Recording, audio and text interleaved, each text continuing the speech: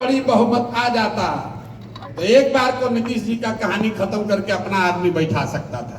फिर जनता को लगता भाई नया नया मुख्यमंत्री कोई बना है, इसको मौका दिया जाए, जनसुराज को काहे सोचा जाए।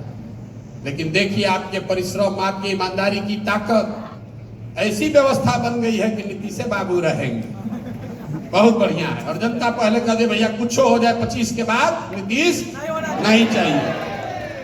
फिर से क्लियर बताइए, इनके गाना पे इतना जोर से बोल रहे थे 25 के बाद नीतीश कुमार चाहिए कि नहीं चाहिए? चाहिए कि नहीं चाहिए? क्योंकि बिहार से बाहर हम लोग को मजदूरी करने नहीं जाना है, बिहारी कह के गाली नहीं सुनना है। तो आप जितने साथी जुड़े हैं आपका हृदय से आभार व्यक्त करता हूं। आप मेरे परिवार के, जनसुराज के सबसे पहले सदस्य हैं। लोकसभा चुनाव शुरू हुआ तो अभी के प्रधानमंत्री ने, पिछले प्रधानमंत्री के एक बयान पर बड़ा कंट्रोवर्सी हुआ कि मनमोहन सिंह जी ने कहा है कि संसाधन पर पहला अधिकार अल्पसंख्यकों का होगा।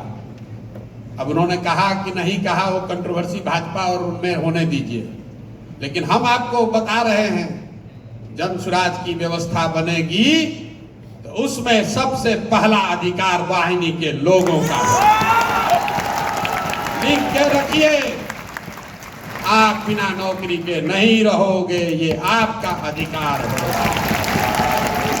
क्योंकि आपने जनसुराज की परिकल्पना को घर घर पहुंचाया होगा। कोई विधायक, कोई मंत्री, कोई पदाधिकारी बिना आपके इस प्रयास पराक्रम के वहां नहीं पहुंच सकता है। इसलिए सबसे पहले आपका सम्मान है, सबसे पहले आपका अधिकार भी होगा। ये हमारा आपको व्यक्तिगत आश्वासन है। आप जिन परिस्थितियों में काम कर रहे हैं, यहाँ के माननीय नेता तेजस्वी यादव ने कहा कि लोग तो 5 स्टार टेंट में रहता है।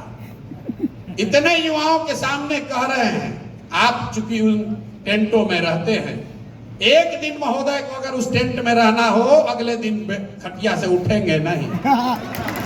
सही बोल रहे हैं कि नहीं बोल रहे हैं? और आप 5 स्टार होटल में रह रहा है। भाई तुमने बिहार को 5 स्टार होटल जैसा छोड़ा कहाँ है? बिहार में बच्चे 5 स्टार होटल में रहे, यही सपना लेकर तो बिहार के बच्चे इन टेंटों में रह रहे हैं। तो तेजस्वी यादव को समझ में नहीं आएगा, क्योंकि वो तो मुख्यमंत्री का लड़का पैदा हुआ है। उसको लग रहा है कि टेंट बाहर से उजला चमकता हुआ दिखता है। उसको मालूम नहीं है कि उसमें रहने वाले लड़के किस गर्मी, किस परेशानी में अपना जीवन खपा रहे हैं। इसलिए खपा रहे हैं कि उनके बच्चों को ये फिर से ये जलालत न सहना पड़े। क्योंकि उनके बाबूजी मुख्यमंत्री नहीं हैं। वो चाहे बीए कर लिए, एमए कर लिए, उनको ये सुविधा नहीं है कि 9वां फेल होने के बाद भी वो बिहार के राजा वही बनेंगे। आपको पढ़ाई करनी है, आपको संघर्ष करना है। अभी आप देख लीजिए, 2 दिन पहले अभी हमको एक लड़का आके बता रहा था पेपर लीक हुआ है। अभी पेपर लीक हुआ है। जो बच्चे रात दिन अपना हाड़ गला के पढ़ाई कर रहे हैं, उनका पेपर लीक हो गया, उसकी चिंता नहीं है।